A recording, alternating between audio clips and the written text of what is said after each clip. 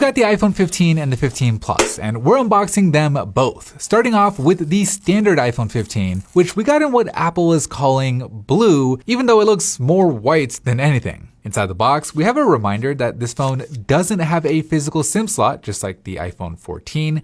And then new for this year, there's the USB-C cable, so no more lightning cables going forward. And this new cable is actually pretty nice, with it being braided, so it should be a bit more durable, hopefully. But here is the phone itself. And obviously, one of the big new changes is it has a USB-C port instead of a lightning port. It's still kind of weird seeing USB-C on an iPhone, but it does enable some new features that we'll talk about in a sec. But at least visually, a bigger change I think is on the back, where Apple is finally using matte glass instead of the glossy finish on the iPhone 14 and before. Those phones would always pick up fingerprints like crazy and almost felt a little bit too grippy, whereas now the iPhone 15 stays looking clean and it just feels more premium, kind of like the Pro models do.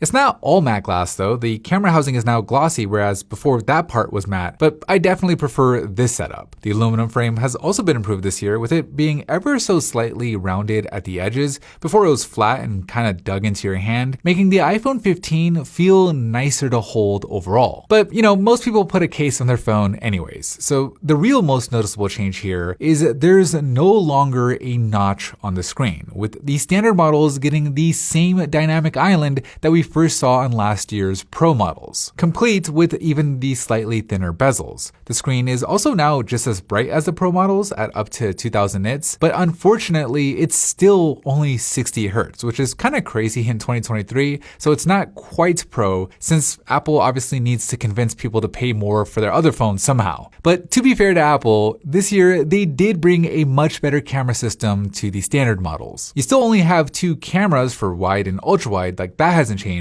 But because the iPhone 15 has a new 48 megapixel sensor, you now have the option to crop in 2x without technically losing any optical quality. So it's kind of like having three cameras where you have the ultra wide, the standard, and now a 2x zoom, which technically makes this the biggest zoom range on a standard model ever. But arguably, I think a better new feature on the cameras is the new portrait option, where you don't have to remember to go into portrait mode to get that nice blur effect. With the iPhone 15s being smart enough to automatically capture depth information anytime it spots a person or a dog or a cat in your photos, and then lets you add those depth effects after the fact, which, you know, being someone who always forgets to go into portrait mode, this is something I definitely appreciate. Okay, moving on to the iPhone 15 Plus. We got it in the black color, and it actually looks black, and inside the box you have the same set of accessories. I was hoping that Apple would color match this cable to the phone like they do with their Macs, but it's the same braided cable as before, which, you know, is fine,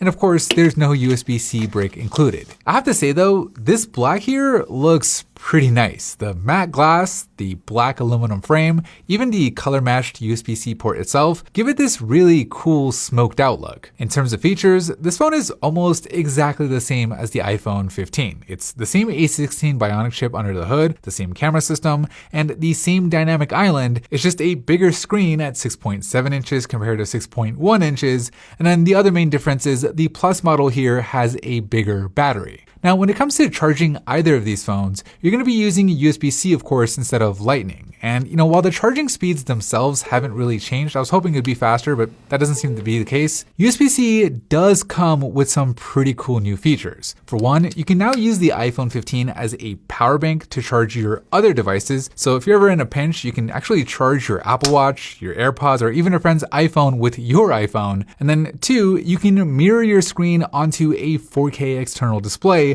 without needing any special adapters. And then finally, the third benefit of having USB-C on the iPhone is you can connect it to all sorts of peripherals, from external SSDs to even mixed reality glasses, where before you would always need special accessories to get them to work. It's nothing that Android phones haven't already had for years, but now it's on the iPhone too.